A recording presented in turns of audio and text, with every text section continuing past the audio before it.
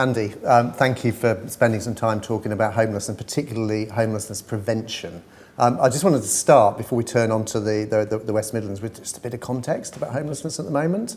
So we think there's about 170,000 individuals and households are experiencing the worst forms of homelessness at the moment, and that has been growing.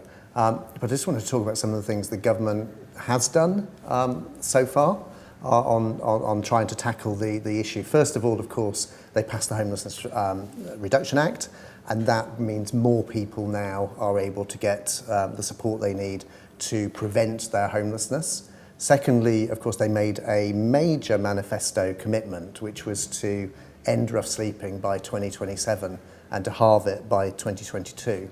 And in pursuit of that, they've set up a ministerial task force and an advisory panel to support that task force in developing their strategy. So there are some real steps being taken forward to tackle rough sleeping in particular. Of course, I think there are more things they can do, certainly around helping people who are rough sleeping to have an accommodation offer and the support they need to sustain that. But I think where there needs to be an awful lot more work is in the area of prevention, because of course we can tackle the emergency of rough sleeping, but unless we're preventing people from becoming homeless in the first place, we're not going to reach those manifesto pledges. So, and there are two, I think, major building blocks that we're talking about at the moment in relation to homelessness prevention. One, of course, is the availability of social housing, so places that people can really afford to live, and we would want to see a major investment in social housing. In the meantime, there's the issue of welfare and making sure that people who need benefits, making sure those benefits actually cover the cost of housing. And I think those are the two. There are lots of other things. People talk about homelessness being complex. There are lots of other things, but those are two huge building blocks: social housing and welfare that actually covers the cost of housing. So I think that's where we are at the moment. There are some big initiatives by government, but there's an awful lot more to be done, I think, on prevention.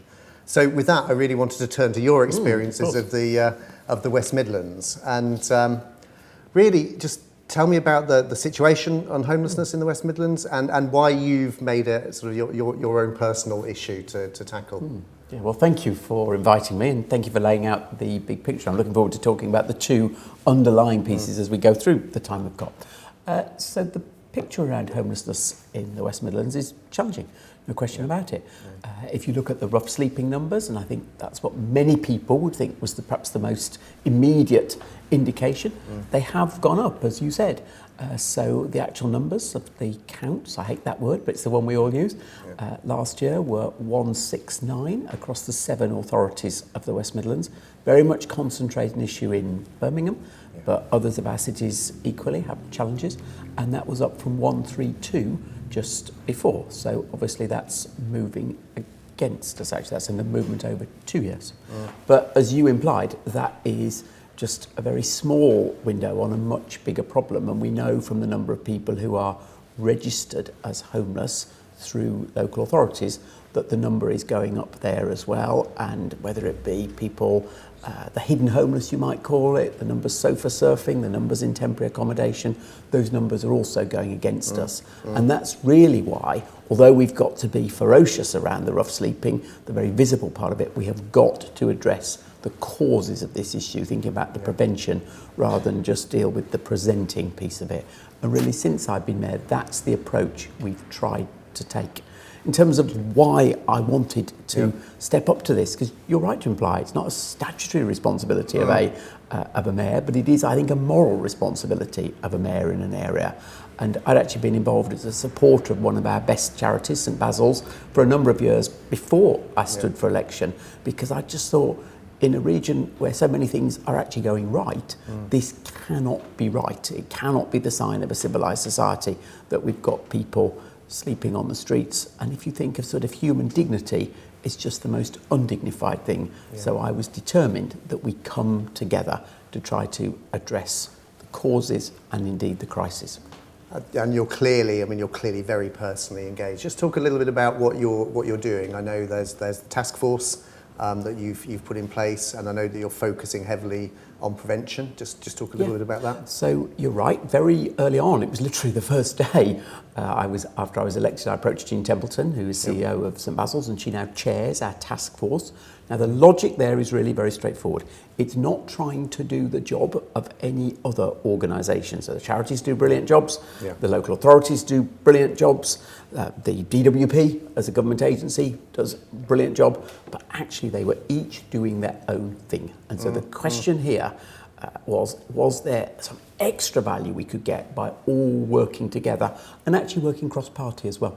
So if I think of the West Midlands, it's politically balanced with Labour authorities, Conservative authorities, they all sit round the table together. So it's actually trying to say, can we combine our energies here, get the sort of synergy that comes from that. And over the 2 years, as I say, the numbers gone against us. We're all disappointed in that. But I do think some critical things have happened. First of all, obviously, we won the case for the Housing First pilot, which I know we're going to come on to talk about. And also, we've got in our main policy pieces now work around affordable supply of homes and also around benefits. And actually one of the things we were successful in was lobbying to prevent any changes for the 18 to 21 cohort. And I think that was a really good example of us using our collective voice to say to government, no, you're not right here. And I was delighted when they changed tack, actually. Yeah, good. And I've heard you use the phrase designing homelessness out. Yeah. I mean, I think alongside the task force and some of the work you described, do you think there are some lessons that maybe national government could learn from the work you've been doing in the West Midlands? Well, I'm always loath to say anyone should learn, and of course people would say turn your numbers first, and that remains our real focus. Yeah. But I do think there are a couple of lessons, actually. This whole point about working on it together, cross-party, is really, really important. This really should be beyond petty politics. This has got to be about a problem shared. So I think we've done that, and we brought our lobbying efforts together in that way. I think the other thing is I've learned you've really got to trust your frontline agencies and sort of high-level policy making. It can be desperately remote, but if ever there was an example area where the expertise is in the front line, I've actually come to have huge admiration for the agencies in the front line. I'm sure that's a lesson. And actually the other lesson is the situation changes very, very quickly. I hear some people saying, we understand this, we know what the solutions are. Of course, that's right up to a point.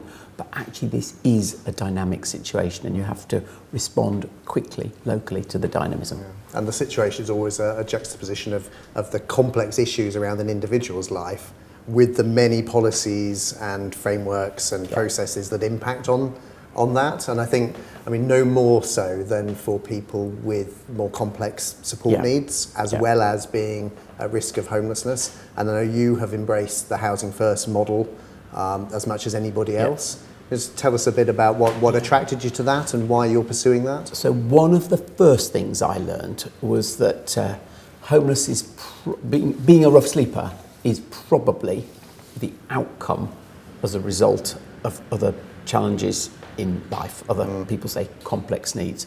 There's often another underlying issue. So what really attracted me to Housing First was it did provide the dignity of accommodation, to use the word I used earlier on about dignity, but what went with it was the supporting services to address an individual's situation. And I did actually go out to Finland to see this, and talking to the individuals who benefited from it there, it was just about how very personal this was. It was almost felt as though it was designed for the individual. And the thing I've learnt in all this is the generalisations just don't apply. It's got to be about what's right for each individual person. And I thought Housing First had got as good a chance as anything else I'd seen of doing that. And thus far, I'm encouraged by the position. We were chosen as one of the 3 pilot areas, nearly £10 million for the West Midlands, about 600 tenancies we're looking at over 3 years. And so that's proportionate to the challenge we face. And thus far, we've got about 73 people who've moved into a tenancy, and they seem in the main to be sticking. So that's really very, very positive that people are really committed to making this a success. So it's early days, but it is encouraging thus far. No, that's right. And all of the evidence tells us that people do sustain their tenancies in that situation. And of course, there's a truism about tackling homelessness. It's people always say it's not just about a home, but it has to certainly be about a home. So solutions which are led by housing and making sure people are stably housed are clearly going to be the most sensible, Absolutely. the most practical for delivering sustainable tenancies, keeping people out of homelessness. I just wanted to turn to one of the big building blocks now, and at Crisis we work with thousands of people who are at risk of homelessness and people who are experiencing homelessness, and we just know from both from that and from our research and our analysis just how important both welfare and housing are, both in terms of the causes of homelessness but also in how to prevent it. And we've talked about the need for a major investment in social housing. I know over decades we haven't invested enough in social housing. But there is also the matter of local housing allowance. And for a number of years now, that's been allowed to drift below the 30th percentile of local housing markets. And the reason I refer to the 30th percentile is our research shows that if you can make a housing benefit available at that level, it becomes a very effective homelessness prevention tool. That's right. So it's based on our analysis, it's based on what people tell us, and also based on the common sense that if someone is stably housed, they can get on and do the other things that are important to them in their lives, like getting a job and so on. So I think it's a really practical but also actually affordable way of investing in homelessness prevention. So again, I wanted to come back to your experiences and the role you think that housing benefit, local housing allowance should be playing in the West Midlands. Yeah. So thank you for the research you've done, because I actually think that you're onto a mission critical piece of the prevention here. So obviously we've done our own research in the West Midlands, and what that tells us is that if you look at the causes of people becoming homeless, actually default on a private rental has become the single biggest cause in the West Midlands, and it has increased in the proportion of people who would describe that as the cause over the last few years. So some of the things are pretty stable. Breakdown in relation, for example. But this issue has become much more significant. So I do think you have to look at the numbers and say, can we see why? And I do actually think you can see why. So just to be clear, across the country, but also in the West Midlands, the local housing allowance has been fixed since April 2016. Over that period, private rental rates in all of the cities of the West Midlands have moved up, and actually faster than the rest of the country. And a stat that really sticks in my mind is that only 2% of the private rental tenancies in Birmingham are now affordable if you are on that benefit. Yeah. So very clearly, moving that to make it genuinely appropriate for people looking for accommodation, I think would make a substantial difference to the number of people who would end up being homeless. No, and that pattern is repeated throughout the country, and it's simply it's a matter of fact that if you're relying in part at least on the private sector for housing for people who would otherwise be homeless, then clearly the amount of money which is provided to enable them to afford that house needs to be linked in some way to the market. Correct. And as I said, our analysis is that once you start to go below the 30th percentile of the local market, then it stops becoming an effective homelessness prevention mechanism for precisely the reason you described, because people can't afford even at the bottom of the market. That's right. I think there is another thing as well, actually. Even if people manage to stay in their tenancy as rates go up, at what price or at what cost to them is perhaps an issue. If you're worrying permanently about the adequacy of your benefit to be able to pay your rent, it's bound to have other consequences on you, actually. And do you see any of that impact on tenants in the West Midlands? I mean, we always talk about people having to make the choice between paying the rent or the meals today or the heating. Is that something you've seen? Definitely. And it makes perfect sense, doesn't it? That people will try so hard to stay in their tenancy. And what you often hear when people fail is the stories about how they tried and the cost to them of that doing, sometimes actually affecting their mental health and well-being, actually. So we definitely hear that. So would I be right in saying, so this is a very practical and affordable policy step that could be tackled at national level, which would provide you with the support you need to end homelessness at a local, regional level? It's one of the things, but a step that could definitely be taken. So we will be asking the incoming government to restore that local housing allowance at that 30th percentile of the private rented sector across our region, basically. No, so yes, a clear request. And of course the opportunity is coming because that freeze is meant to end in 2020. Yes. So we have to make a decision as to what to do at the end of that freeze. And I think this would be the right decision for tenants in the West Midlands. It would certainly be the right decision from our point of view, looking at the policy across the country. That's what we will be arguing. Good. Let's talk about the politics of that and how ambitious we need to be to prevent and end homelessness, because we can sit here having a conversation agreeing it's the right thing to do, but we need to make sure that we're getting to the point where there is agreement, even consensus, that that's the right thing to do next. So just talk about what you think needs to happen at a national and policy level in order to move this forward. So I'm optimistic that we can win this argument, and really there's two reasons. First of all, it must be possible to get cross-party agreement that this is the right thing for a responsible, compassionate society to do. And I would be very surprised if we met any senior member of either party who didn't subscribe to that view.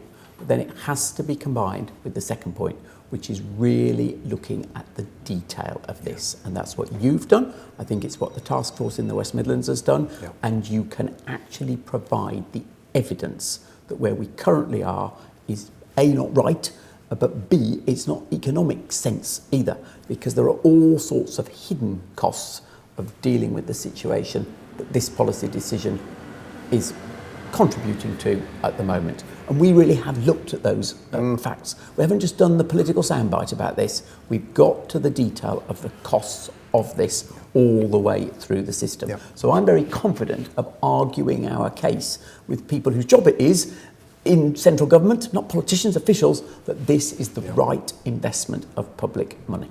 So we can make the case that it makes economic sense, and we can make the case that it works. And the economics of that, of course, there are savings to be made or benefits to the public purse on spending less on temporary accommodation. There are benefits from the amount we spend on health and justice and so on. Correct. I think the numbers are certainly going to stack up that it makes economic sense. You'd like to think if it made economic sense, it would already have happened.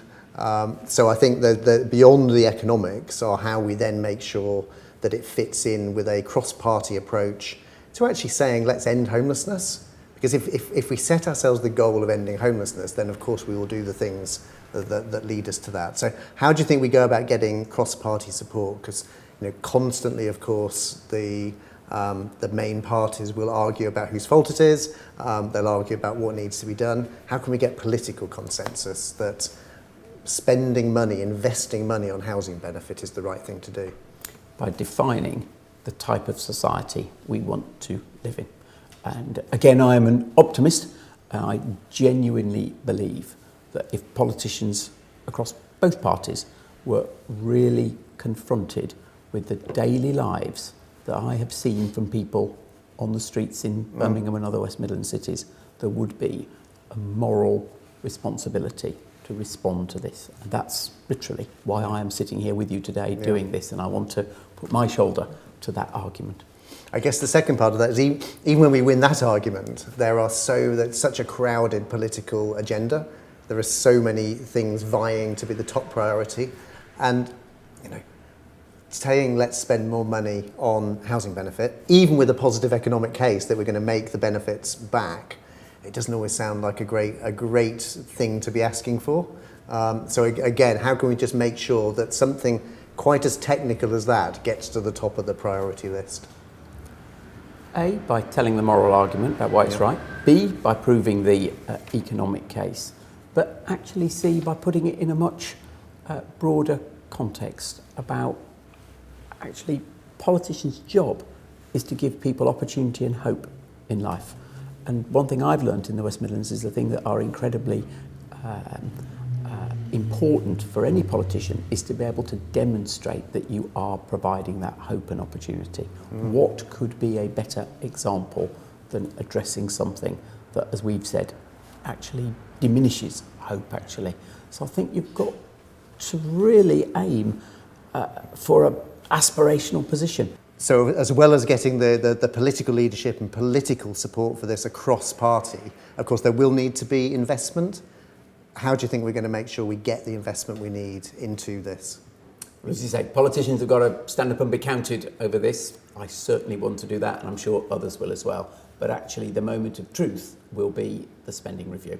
The incoming government will need to set out its priorities, because they're always translated through the spending review, and we've got to win the argument, which is both a moral and an economic one, that this is the right thing to do, and the spending review will be the time to achieve that. I agree with all of that, and of course at Crisis we've spent a lot of time looking at all aspects of what it would take to end homelessness. We've certainly come to the conclusion that if there's the political will and leadership, homelessness is something that can be ended. We were delighted when we got to a point where we were committing in this country to end rough sleeping. Yep. We need to push on and say, actually, people don't want to live in a society where someone becomes homeless just because something else goes wrong in their life. You know, it's bad enough when something goes wrong in your life without the consequence of that being that you become homeless. So this measure, along with many others, I think is going to be huge. You do then have to set it in the broader context of other things that can be done. Yep. So, of course, we haven't yet talked about the supply of affordable housing. There does have to be a political, attitudinal change around that as well. So let's just think about our record of producing affordable and social homes over the last, decades actually. It's not been as good as it clearly needs to be, so there needs to be a political sea change there. Again, there is a very sound economic argument for doing that. We need to liberate more cash to support that. But then also there need to be some, you might call them practical things like that employers can do.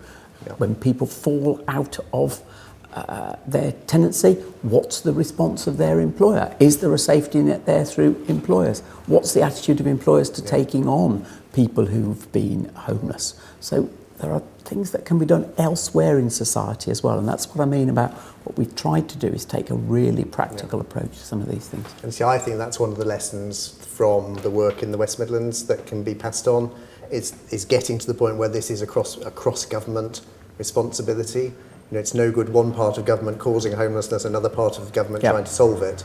There needs to be a cross-government approach to this. And once you get to that, then you know the share to be taken from housing benefit from DWP becomes part of a wider picture. Because, for example, if part of government were to make a spending review bid for money to increase housing benefit, they'd want to do that jointly with the part of government that's going to benefit from that in terms of the temporary accommodation bill, just as an example. But you're right, we need to build these things together. For me, there are three things that need to come through quite seriously and quite quickly. One is the putting right the lack of investment in social housing. Now, ultimately, that has to be part of the solution, that people who, for whatever reason, aren't going to be able to afford market rents have somewhere stable that they can bring up their families, go out to work, and so on. The second part of it is getting the benefits system right. So when people do need to rely on benefits for housing, for food, for whatever else, that's covering the cost of their housing. And then the third thing is making sure that the support systems are there, the support services are there, whether they're from charities or local authorities or elsewhere, with a real emphasis on prevention, doing the things that are going to prevent people from becoming homeless. I think all of those things can be done. I think that focus on housing stabilisation is really important, because with the stable housing, you can move on and do lots of other things in your life that you can't do with the housing. That's what I've been told by a number of people, actually. A number of people are facing very challenging situations. If my house is secure, then the rest can follow, and I do think it's extremely wise. Can we just talk a little bit more about the benefits piece? Because we've talked about one element of it, just what you might call the core local housing allowance rate, and I think we're agreed on the prognosis there. Yeah. But we should also talk about a couple of other issues as well. Now, there is this rather technical point, but I make no apology for being technical here because we've actually got to get to grips with the detail. Yeah. This question of the shared accommodation rate as well, which, as we know, is substantially less than the basic rate. Yep. And it just seems to be applied inappropriately. Anyone under 35 having that shared accommodation rate, even if that's not the accommodation they've got. So again, I do think we have to look about whether that needs reform as well, whether that's practical. And if you think about people's aspirations, why should anyone under 35 be told they've got to be in shared accommodation? I don't necessarily think that's right.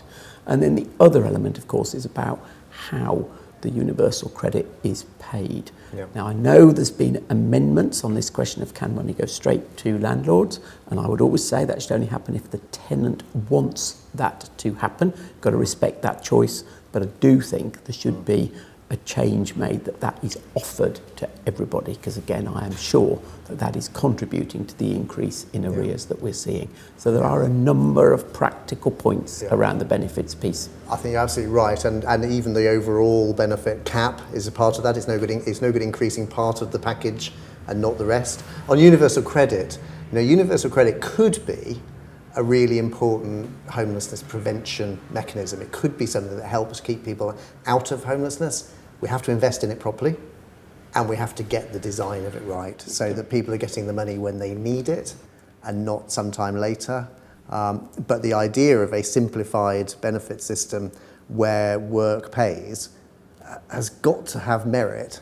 We just need to make sure it works properly and works for the desired intent. And part of that is investing the right amount of money into that. So, there is a package of things. I think local housing allowance sits at the heart of that, but you're absolutely right. There are all sorts of other design elements as well. So I think what we've been able to demonstrate just in this conversation is, this is a practical issue. It's not somehow politically impossible.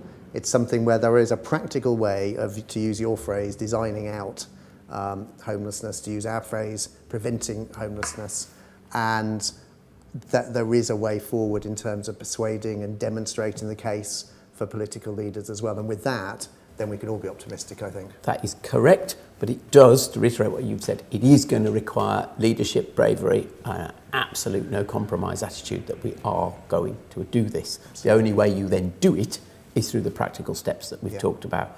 And I hope that the incoming government will show that bravery and leadership, because it can. Absolutely right, and really looking forward to working with you and other political parties to make that happen. Thank you. Thank you very much, John. Thanks very much.